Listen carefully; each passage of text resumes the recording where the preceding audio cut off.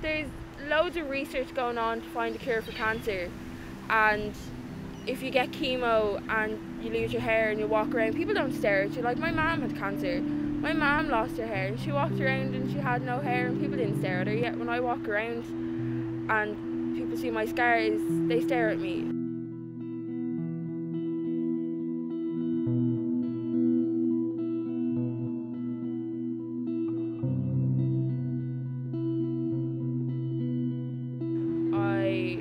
I had no appetite, I wouldn't eat. I'd stay in bed all day and I'd do nothing, and a lot of the time I'd just cry.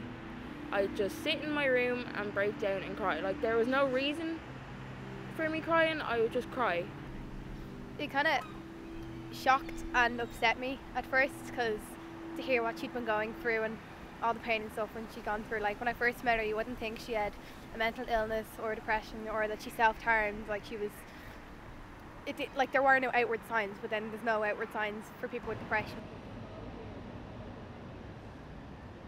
I wasn't getting on with my dad. I didn't have a relationship with anyone in my family, really. My mum had died. I guess I started to feel really down, and I would think a lot about ending my life and things like that. But nothing really ever happened at that stage. It was when I was in third year, so when I was about 15, things kind of started to happen. That's when I started self-harming, and that's when I started to attempt suicide, and it was basically just because I wasn't happy. And that was the only way I knew how to do it. And it wasn't until I spent time in a psychiatric hospital that things changed.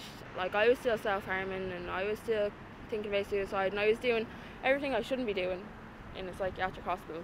I think it was when my family started talking to me and opening up, and especially my dad, to see that my dad was trying to understand, to see that my brothers wanted me home and everything. It just kind of, it struck a chord, and it made me think everything I was missing out on in school and with friends and with family. I realised, yeah, it's going to be hell, and yeah, it's going to be hard. Like, I was addicted to self-harm. I had to try. So that's when I said, it's about time I changed. Like, I don't want to be in hospital for the rest of my life. It's an organisation that I set up to help promote positive mental health and reduce mental health stigma. I guess it kind of came about after I experienced my own mental illness and the stigma that was associated with mental health. And from time I spent in hospital with other people suffering from mental illness, you'd talk about the stigma and you'd talk about how that affected you, and I guess kind of hearing other people's stories related to stigma kind of made me decide that something needs to be done. So it was really a spur of the moment thing with a couple of friends to sell a few t-shirts, raise a bit of money for like different charities and stuff. It's not like a huge thing at the minute, but it will be a huge thing eventually. But we've got to realise that suicide and mental health is a very real issue in this country, and we all have a responsibility to create an environment whereby it's okay to not feel okay. The advice is really that to reach out and to get help, and there's no shame in doing that. It's a sign of strength when you ask for help. Sometimes we might not know where to go to get that help, so what I'd say is check out SpunOut.ie/help. I'd also encourage you to look at that one good person in your life, that one good adult, and to reach out to them and say, you know, maybe things aren't going too well. Talk through what you want to see happen as well, and know that you're not alone. 1 in 4 people go through mental health difficulties.